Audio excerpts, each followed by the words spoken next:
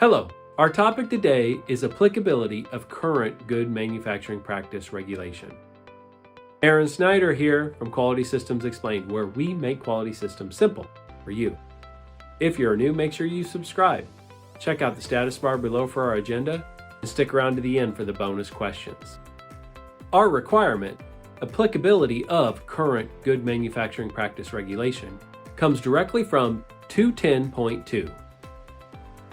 Applicability of current good manufacturing practice regulation in 5 words. Setting scope for drug GMPs.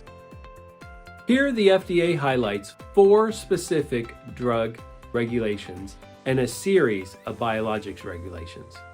Those regulations are Part 211, Part 225, Part 226, and Part 1271, which we covered in the previous video.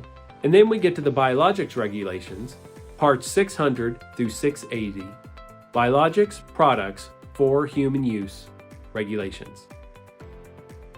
FDA recognizes that with all of these different regulations, there may be conflicts.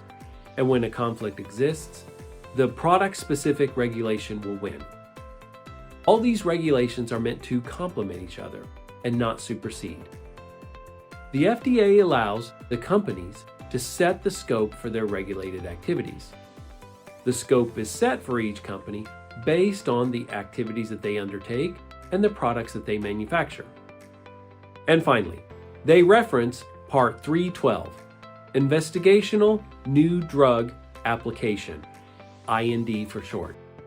This is where they exempt Phase 1 clinical trial products from cGMPS. They also note that this exemption does not hold for products already out in the marketplace and products in Phase 2 and 3 clinical trials. So how do I know this is working? First, the company understands the regulations that apply to the products they manufacture. Second, the company has defined the scope of their regulated activities within their quality system. And then finally, if there's any new drug development, they follow Part 312 as part of that new drug development process. So how do I know it's not working?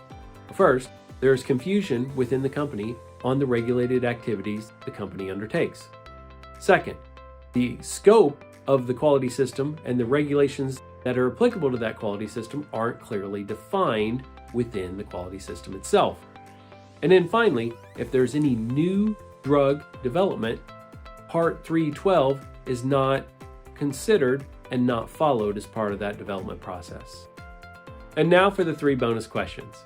Can you tell me which FDA regulations we have to comply with?